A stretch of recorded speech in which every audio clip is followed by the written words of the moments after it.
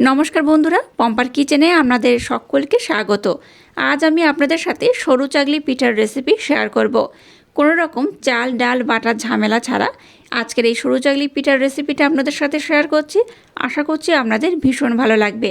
আগে একটা সরু চাগলি পিঠার রেসিপি আপনাদের সাথে শেয়ার করেছি, চাইলে দেখে নিতে পারেন। আপনারাও কিন্তু অনেকে অনেক ভালোবাসা দিয়েছেন। যাই হোক, আজকের পিঠাটা যেভাবে বানাবো একবার হলেও ট্রাই করতে পারেন। আমি যেভাবে বানাবো সেই পদ্ধতি অবলম্বন করলে দেখবেন একটাও ফ্রাই প্যানের মধ্যে আটকে যাবে না, খুব সুন্দরভাবে উঠে যাবে। আর এটা এতটাই নরম তুলতুলে হয়, দেখবেন মুখে দিলেই মিলিয়ে যাবে। আর যাকে বানিয়ে খাবেন সেই আপনাকে ভীষণ প্রশংসা করবে। তাহলে চলুন দেরি না করে আজকের এই অপূর্ব স্বাদের সরু চাগলি পিঠার রেসিপিটা দেখে নেওয়া যাক। আজকে যে পিঠের রেসিপি আপনাদের সাথে শেয়ার করব তার জন্য দেখুন, প্রথমে আমি নিয়ে নিয়েছি সুজি। বড় কাপের মাপ করে 1 কাপ এখানে সুজি ব্যবহার করছি। এর মধ্যে দিয়ে দেবো 2 চামচ ময়দা, খুব বেশি নয়, 2 চামচ ময়দা দিলেই হবে। আর যতটা সুজি ব্যবহার করেছি তার ঠিক অর্ধেক দিয়ে দেবো আতপ চালের গুঁড়ি। গোটা আতপ চাল এখানে ব্যবহার করার দরকার নেই, আতপ চালের গুঁড়ি এইভাবে ব্যবহার করলেই হবে। দিয়ে দেবো অল্প একটু লবণ। এবার সমস্ত শুকনো উপকরণ এইভাবে একটু নাড়াচাড়া করে আমি মিক্সড করে নেব। সমস্ত উপকরণ দেখুন খুব সুন্দর করে নাড়াচাড়া করে মিক্সড করে নিয়েছি। এবার দেখুন ওই কাপের মাপ করে এখানে আমি জল দিয়ে দেব।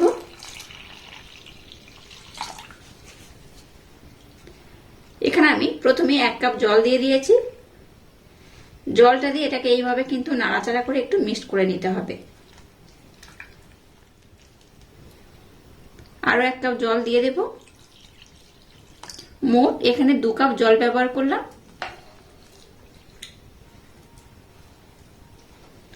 সমস্ত উপকরণ যে কাপ নিয়েছি বা আপনারা যদি অন্য কোনো পাত্র নেন সেই পাত্রের মাপ করেই কিন্তু আমি যেভাবে মেপে ব্যবহার করলাম এইভাবেই ব্যবহার করবেন, তাতে করে কিন্তু আজকের পিঠের রেজাল্টটা পারফেক্ট হবে। এবার সম্পূর্ণ মিশ্রণটাকে দেখুন এইভাবে নাড়াচাড়া করে খুব সুন্দর করে কিন্তু মেখে নিতে হবে। সমস্ত উপকরণ দেখুন খুব সুন্দর করে আমি ব্লেন্ড করে নিয়েছি। এবার আমি মিশ্রণটাকে 10 থেকে 15 মিনিট কিংবা আধা ঘন্টার জন্য রেস্টে রেখে দেব। আধা ঘন্টার জন্য রেস্টে রেখে দিলে এই পিঠের রেজাল্টটা কিন্তু দুর্দান্ত হবে। আপনাদের হাতে কম সময় থাকলে 10 থেকে 15 মিনিটের জন্য রেস্টে রাখলেও হবে। আর যদি একটু বেশি সময় দিয়ে রেস্টে রাখেন তাতে করে পিঠেটা বেশি ভালো হয়। তো যাই হোক, দেখুন মিশ্রণটাকে আমি খুব সুন্দর করে এইভাবে মেখে নিয়েছি বা ব্লেন্ড করে নিয়েছি। এবার এটাকে আমি আধা ঘন্টার জন্য রেস্টে রেখে দিলাম। তারপর নেক্সট টাইম আপনাদের সাথে শেয়ার করব। আধা ঘন্টার জন্য মিশ্রণটাকে আমি রেস্টে রেখে দিয়েছিলাম। দেখুন সুজিটা কিন্তু অনেকটাই জলটাকে অ্যাবজর্ব করে নিয়েছে। আর দেখুন অনেকটাই কিন্তু ঘন হয়ে গেছে, আরো আগের থেকে অনেকটা টাইট হয়ে গেছে, দেখে বুঝতেই পারছেন কেমন ঘনত্ব হয়েছে। তো যাই হোক, এবার চলুন নেক্সট টাইম আপনাদের সাথে শেয়ার করব। এবার একটা মিক্সির জার আমি নিয়ে নিয়েছি। এর মধ্যে কিছুটা করে আমি দিয়ে দেব। যেহেতু মিক্সির জারটা ছোট তাই আমি অল্প অল্প করে দিয়ে দেব এখানে। এবার এটাকে আমি একদম মিহি করে ব্লেন্ড করে নেব। একদম মিহি করে ব্লেন্ড করলে যেমন হয় সেইভাবে একটু ব্লেন্ড করে নিলে পিঠের রেজাল্টটা বেশি ভালো হবে। দেখুন মিশ্রণটাকে আমি খুব সুন্দর করে ব্লেন্ড করে নিয়েছি। এবার দেখুন কিছুটা নিয়েছি নারকেল কুড়োনো। তো নারকেলটাকে আমি কুড়ুনির মাধ্যমে কুড়িয়ে নিয়েছিলাম, তাই এটাকে একটু মিহি করে ব্লেন্ড করতে হবে। এবার দেখুন এই নারকেল কুড়োনো আমি এখানে দিয়ে দেব। এটা অপশনাল, ব্যবহার নাও করতে পারেন, তবে এই পিঠেটাতে একটু নারকেল কুড়োনো দিলে কিন্তু খেতে বেশি ভালো হয়। এবার দেখুন আবার এটাকে আমি খুব সুন্দর করে ব্লেন্ড করে নেব। এবার দেখুন নারকেল কুড়োনো দিয়ে খুব সুন্দর করে আমি এই ব্যাটারটাকে রেডি করে নিয়েছি। এবার এই পাত্রের মধ্যে আমি ঢেলে নেব। আর একইভাবে কিন্তু সমস্ত মিশ্রণটাকে আমি খুব সুন্দর করে ব্লেন্ড করে নেব। দেখুন সম্পূর্ণ মিশ্রণটাকে আমি খুব সুন্দর করে ব্লেন্ড করে নিয়েছি। আর ঘনত্বটা দেখতে পাচ্ছেন কেমন হয়েছে। এরকম ঘনত্ব হলে হবে না। তো এখানে আমি এবার একটা মেন উপকরণ ব্যবহার করব। এবার দেখুন ঘন করে জাল দিয়ে রাখা লিকুইড দুধ এখানে আমি ব্যবহার করব। 1 কাপ নিয়ে নিয়েছি। আর দুধের দেখুন শর্টটাও রয়েছে, তো সেটাকে এখানে অল্প অল্প দেব। একেবারে খুব বেশি দেব না, অল্প অল্প দিয়ে মিষ্টনটাকে রেডি করতে হবে। আচ্ছা বলে দিই, আজকের আমি চাল ডাল বাটা ঝামেলা ছাড়াই সরু চাগলি পিঠার রেসিপি শেয়ার করব। আগে আমি আতপ চাল দিয়ে সরু চুগলির রেসিপি আপনাদের সাথে শেয়ার করেছি, আপনারাও কিন্তু অনেক ভালোবাসা দিয়েছেন। যাই হোক, চাল ডাল বাটা ঝামেলা ছাড়া যদি খুব সহজে সরু চাগলি বানাতে হয়, এইভাবে একবার বানিয়ে নেবেন। এখানে আমি লিকুইড দুধ ব্যবহার করছি, আপনারা চাইলে কিন্তু লিকুইড দুধের পরিবর্তে জলও ব্যবহার করতে পারেন। তবে সরু চাগলি পিঠাতে একটু যদি দুধ ব্যবহার করা যায়, তাতে করে কিন্তু সরু চাগলির টেস্টটা দ্বিগুণ বেড়ে যায়। আপনাদের হাতের কাছে লিকুইড দুধ না থাকলে লিকুইড দুধের পরিবর্তে মিল্ক পাউডার মানে গুঁড়ো দুধ এখানে অ্যাড করবেন, তাতে করেও হবে। এবার আমি কতটা দুধ ব্যবহার করব আপনাদের বলে দেব। তো অল্প অল্প দুধ দিয়ে মিষ্টনটাকে আমি খুব সুন্দর করে রেডি করে নেব। আবারও দেখুন অল্প একটু দুধ আমি অ্যাড করছি। আচ্ছা, অনেকে দেখবেন সরু চাগলি পিঠার মধ্যে একটু মিষ্টি ব্যবহার করেন, আমি কিন্তু এখানে কোনো রকম মিষ্টির ব্যবহার করব না। আপনারা চাইলে একটু মিষ্টি এখানে অ্যাড করতে পারেন। আচ্ছা, আর একটা কথা বলে রাখি, সরু চাগলি পিঠার মধ্যে লবণ যদি খুব কম হয় তাহলে কিন্তু পিঠার স্বাদ থাকে না। তাই লবণের পরিমাণটা ঠিক আছে কিনা দেখার জন্য অবশ্যই একটু টেস্ট করে নেবে। দেখুন ব্যাটারটাকে আমি খুব সুন্দর করে রেডি করে নিয়েছি, আর ঘনত্বটা কেমন হয়েছে আমি আপনাদের দেখিয়ে দেব। তার আগে বলে রাখি, সম্পূর্ণ দুধ আমি ব্যবহার করেছি, অল্প একটু পড়ে রয়েছে। এই ব্যাটারটা যখন সরু চাগলি পিঠে বানাবেন তখন দেখবেন শেষের দিকে একটু ঘন হয়ে যায়, তখন কিন্তু অল্প একটু দুধ আবারও আমি ব্যবহার করে নেব। তো এইভাবে কিন্তু একটু পাতলা করে ব্যাটারটা বানাবেন, তাতে করে সরু চাগলি পিঠাগুলো একদম পাতলা হবে, দেখতেও সুন্দর হবে। আর একটা কথা বলে রাখি, অনেকে কিন্তু বেকিং পাউডার এখানে ব্যবহার করেন, তো আমি কিন্তু বেকিং পাউডার বা বেকিং সোডা বা ইনো কোনো কিছুই কিন্তু এখানে অ্যাড করব না। একদম সহজভাবে নর্মাল পদ্ধতিতে সুস্বাস্থ্যকর হিসেবে এই রেসিপিটা আমি বানাচ্ছি, আশা করছি আপনাদের ভীষণ ভালো লাগবে। তো একটা চামচের মাধ্যমে ব্যাটারের ঘনত্ব কেমন হয়েছে আমি আপনাদের দেখিয়ে দেব। এবার দেখুন একটা আমি হাতা নিয়ে নিয়েছি, ব্যাটার ডাবু নিয়ে নিয়েছি, এটার মাধ্যমে আমি আপনাদের দেখিয়ে দেব ঘনত্বটা কেমন হয়েছে। এই দেখুন, খুব পাতলা যেমন বানায়নি, আবার খুব কিন্তু ঘনও নেই, তবে একটু যদি পাতলাও করে নেন তাতে করেও হবে। আর চামচের পিছনের পোর্শনটা দেখুন একদম কিন্তু ঘন নেই। এইভাবে হাত দেবেন, এইভাবে হাত দিয়ে দাগ দিলে কিন্তু দাগটা হবে আর খুব তাড়াতাড়ি দেখুন স্প্রেড করছে। এইভাবে একটু তাড়াতাড়ি স্প্রেড করলে জানবেন এই ব্যাটারের ঘনত্বটা একদম পারফেক্ট হয়েছে। আচ্ছা, এখানে আমি লবণটা টেস্ট করে নিয়েছিলাম, লবণের পরিমাণটা একদম ঠিকঠাক রয়েছে। চলুন এবার আমি পিঠেগুলোকে বানিয়ে নেব, আর এই ব্যাটারটা একদম রেডি হয়ে গেছে। এবার দেখুন গ্যাসটা জেলে দিয়ে এরকম একটা ফ্রাই প্যান বসিয়ে দিয়েছি, আর ফ্রাই প্যানটাকে খুব ভালোভাবে গরম করে নিয়েছি। এবার এই ফ্রাই প্যানের মধ্যে একটু তেলের প্রলেপ এইভাবে আমি লাগিয়ে দেব।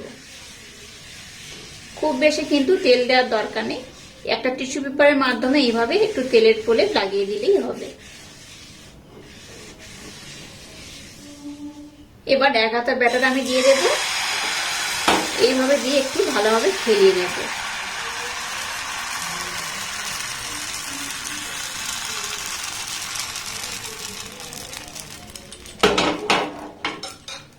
আচ্ছা, এখানে বলে রাখি এরকম ছোট্ট দেখে একটু ফ্রাই প্যান ব্যবহার করবেন, তাতে করে কিন্তু সরু চাগলির পিঠাগুলো পারফেক্ট হবে। আর এই দেখুন ধারগুলো অটোমেটিক কিন্তু ছেড়ে উঠে আসছে। এখানে কোন রকম হাতা ব্যবহার না করলেও দেখবেন এগুলো খুব সুন্দরভাবে উঠে যাবে। এই দেখুন কতটা সুন্দর হচ্ছে, দেখে বুঝতেই পারছেন। এই দেখুন এইভাবে আমরা চাইলে কিন্তু হাত দিয়ে উঠিয়ে নিতে পারবেন। এই দেখুন কত সুন্দর হচ্ছে। আপনারা চাইলে কিন্তু এটাকে একটু লাল করেও কিন্তু বানিয়ে খেতে পারেন। আর কত সুন্দর উঠে যাচ্ছে দেখুন, একটুও কিন্তু ফ্রাই প্যানের মধ্যে লাগবে না। অনেকে বলেন যে ফ্রাই প্যানের মধ্যে আটকে যায়, একদম ভুল কথা। তো ননস্টিকের ফ্রাই প্যান ব্যবহার করলে কিন্তু এই সরু চাগলি পিঠার রেজাল্ট একটু বেশি ভালো হয়। এইভাবে আমরা চাইলে কিন্তু দুদিকটা খুব সুন্দর করে বানিয়ে নিতে পারেন। দেখুন কত সুন্দর হয়েছে। এবার এটাকে আমি এইভাবে ফোল্ড করে নেব, হাত দিয়েও করে নিতে পারবেন, এটা এতটাই সুন্দর হয়। আমি হাত দিয়েই ফোল্ড করে নিচ্ছি। এই দেখুন, দেখুন কত সুন্দর হয়েছে। এইভাবে একবার না বানালে ভীষণ মিস করবেন। আর এইভাবে কিন্তু সমস্ত সরু চাগলি পিঠা আমি বানিয়ে নেব। তো আপনাদের আরো দুটো আমি বানিয়ে দেখিয়ে দেব। আবার একটু তেলের প্রলেপ আমি এইভাবে লাগিয়ে দেব। আবারও 1 হাতা ব্যাটার আমি দিয়ে দিলাম। এইভাবে দিয়ে একটু এইভাবে কিন্তু আমি ঘুরিয়ে নেব।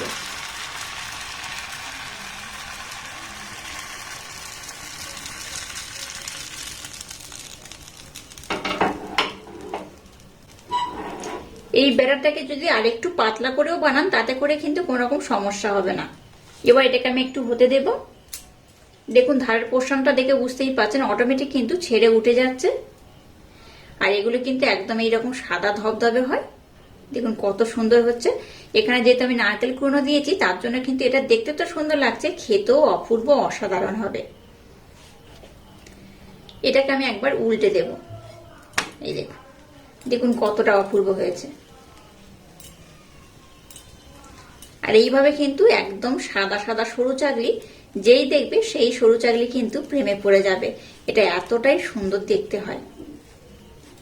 এটা শুধু দেখতে নয়, এটা এতটাই অপূর্ব খেতে হয়, একবার খেলে বারবার বানাবেন। এটাকেও আমি খুব সুন্দর করে বানিয়ে নিয়েছি। এবার এটাকেও আমি ফোল্ড করে নেব। ফোল্ড করার জন্য এরকম হাত ব্যবহার করবেন, তাতে করেই কিন্তু একটু বেশি ভালোভাবে ফোল্ড করা যাবে। এই দেখুন,